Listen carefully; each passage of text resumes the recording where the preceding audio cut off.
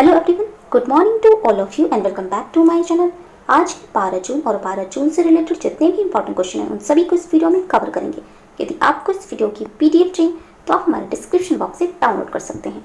Video को शुरू करने से पहले वीडियो को लाइक कर दें और जो चैनल नए हैं चैनल को सब्सक्राइब कर लें, बेल आइकन को प्रेस कर लें ताकि हमारे वीडियो की नोटिफिकेशन आप तक पहुँच सके। फर्स्ट क्वेश्चन है, विश्व बाल श्रम निषेध दिवस कब मनाया जाता है? आंसर है ऑप्शन डी, 12 जून को यानी आज के दिन विश्व बाल श्रम निषेध दिवस मनाया जाता है। ये दिवस अंतर्राष्ट्रीय श्रम संगठन यानी इंटरनेशनल लेबर ऑर्गेनाइजेशन द्वारा बाल श्रम को विश्व से खत्म करने की ओर ध्यान केंद्रित करने के लिए लॉन्च किया गया था। इसकी शुरुआत हुई थी इंटरनेशनल लेबर ऑर्गेनाइजेशन द्वारा 2002 में की गई थी।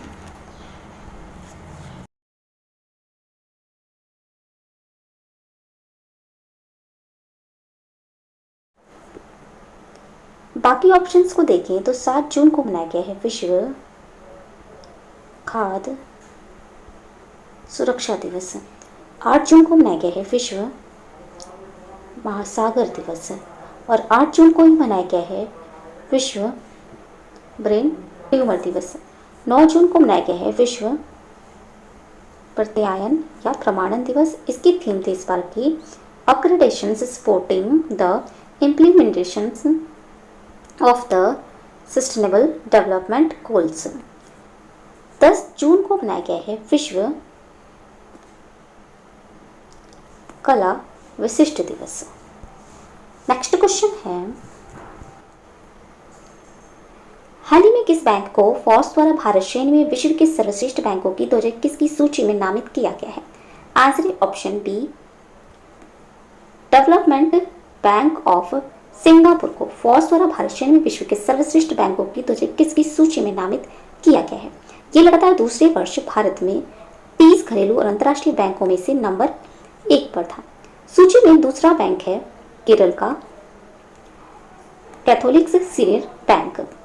इसके बाद है आईसीआईसीआई बैंक तीसरे स्थान पर है। इसके बाद है एचडीएफसी बैंक। इसके बाद है कोटक महिंद्रा बैंक और एक्सिस बैंक है और भारतीय स्टेट बैंक वो सूची में 7वें स्थान पर है। ये डेवलपमेंट बैंक ऑफ सिंगापुर की स्थापना हुई थी 1994 में।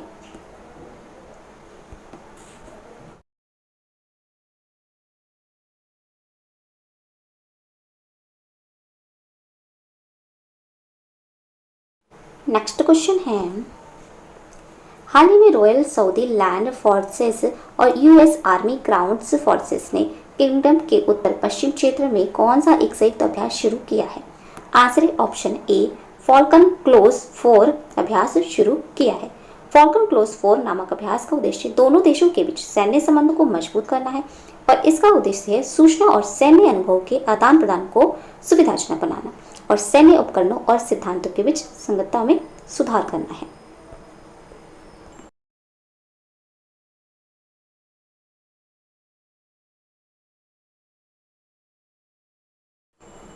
नेक्स्ट क्वेश्चन है, हाल ही में किस राज्य में आगामी नवी मुंबई अंतर्राष्ट्रीय हवाई अड्डे का नाम बदलकर किसके नाम पर रखने का निर्णय लिया है? आंसर है ऑप्शन ए, बाल ठाकरे के नाम पर रखने का निर्णय लिया है नवी मुंबई अंतर्राष्ट्रीय हवाई अड्डे का नाम। परियोजना को लागू करने वाली nodal agency city and industrial development corporation ने यह निर्णय लिया है और ये राज्य सरकार पहले ही मुंबई नागपुर समृद्धि एक्सप्रेसवे का नाम बदलकर बाल ठाकरे के नाम पर रख चुकी है।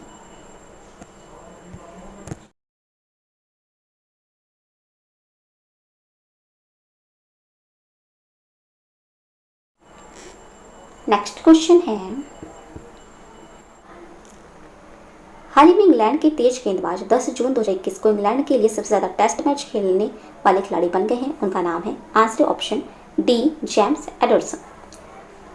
जेम्स एडरसन 161 मैचों में खेलने वाले कुक को पछाड़कर इंग्लैंड के लिए 162 टेस्ट मैच खेल चुके हैं और वे मुथैया मुरलीधरन के 800, शेनबर्न के 708 और पूर्व भारतीय लेग स्पिनर अनिल कुंबले के 619 विकेटों के बाद सर्वाधिक विकेट लेने के मामले में चौथे स्थान पर है ये जेम्स एडरसन।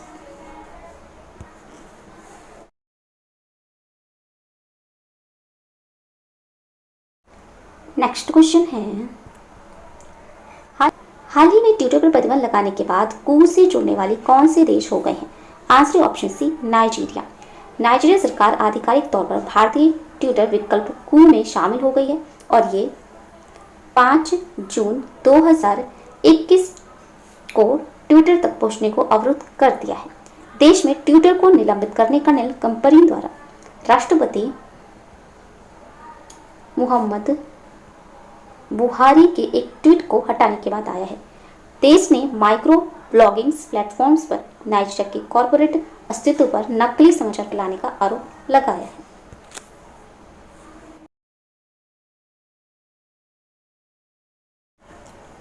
नाइजीरिया की राजधानी है अबुजा और यहाँ के राष्ट्रपति हैं मुहम्मद बुहारी और मुद्रा है यहाँ की नाइस।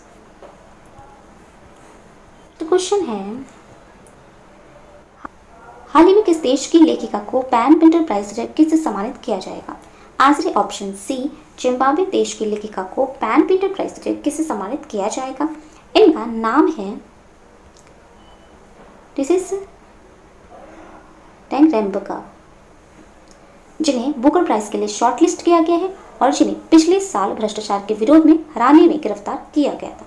इनकी पुस्तक का नाम है ability to capture and communicate with trust even amids time of upheavals, जिसके लिए पिंटर प्राइज से सम्मानित किया गया है। टेंगरेम्बगा की पुस्तक दिस मॉनरेबल बॉडी को बुकर प्राइज 2020 के लिए चुना गया था। पैन पिंटर पुरस्कार की स्थापना हुई थी 2009 में और नोबेल पुरस्कार विजेता नाटककार हैरोल्ड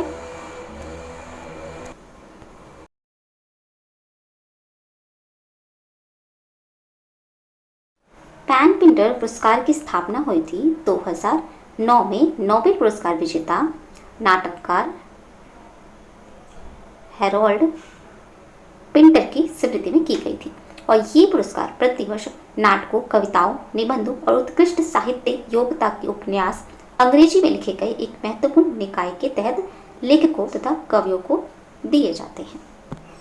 नेक्स्ट क्वेश्चन है, हाल ही में अंतर्राष्ट्रीय क्रिकेट परिषद के बीच 3 साल के लिए किस कंपनी ने समझौता किया है? आंसर ऑप्शन बी, भारत पे ने समझौता किया है। इस समझौते के तहत भारत पे 2023 तक आईसीसी के सभी इवेंट, ब्रॉडकास्ट और डिजिटल प्लेटफॉर्म पर आईसीसी का साथ देगा तथा इसी के साथ वे इन वेन्यू ब्रांड एक्टिवेशंस का पालन करेगा। भारत पे की स्थापना हुई थी 2018 में। इसका हेडक्वार्टर है न्यू दिल्ली में और इसके चीफ एग्जीक्यूटिव ऑफिसर हैं अशनीर ग्रोवर।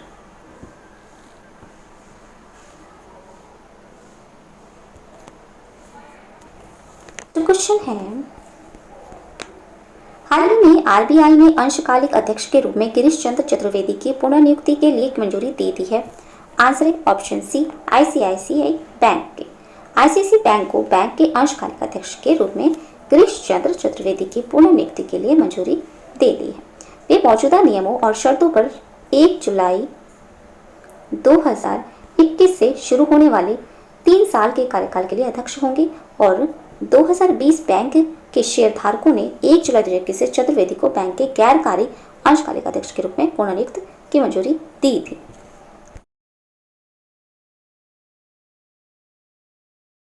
आईसीआईसीआई बैंक की स्थापना हुई थी 5 जनवरी 1994 में और इसके एमडी और सीईओ हैं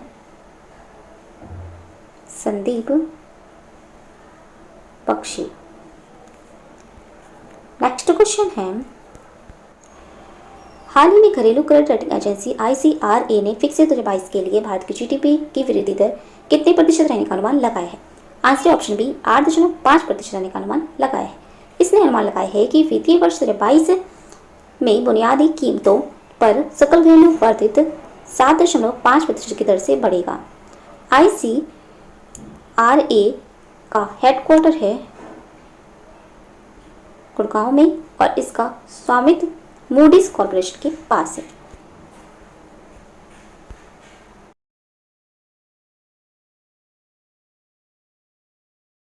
नेक्स्ट क्वेश्चन है, हाल ही में फ्रांसीसी रक्षा और एरोस्पेस समूह थेल्स ने 1 जून 2021 से किसे भारत के उपाध्यक्ष और डायरेक्टर के रूप में नियुक्त करने की घोषणा की है?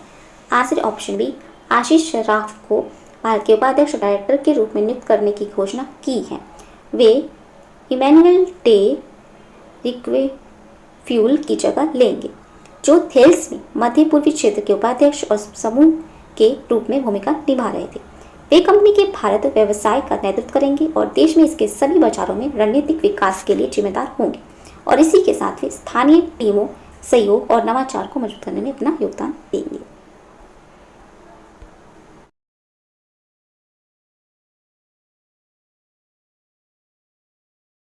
नेक्स्ट क्वेश्चन है, हाल में किस क्रिकेट खिलाड़ी ने अपनी क्रिकगुरु नामक क्रिकेट कोचिंग वेबसाइट लॉन्च किया है? Answer option C, Virender Sehwag ने अपनी क्रिकगुरु नामक क्रिकेट कोचिंग वेबसाइट लॉन्च किया है। क्रिकगुरु भारत की पहली ऑल एनेबल कोचिंग वेबसाइट है जो युवा खिलाड़ियों को व्यक्तिगत रूप से सिखाने का अनुभव प्रदान करती है। इसकी वेबसाइट है www.krikguru.com। इस पर हर खिलाड़ी के लिए कोचिंग पेप वीरेंद्र सहवाग द्वारा पूर्व भारतीय खिलाड़ी तथा भारतीय क्रिकेट टीम के बल्लेबाजी कोच संजय बांगर के साथ मिलकर तैयार किया गया है।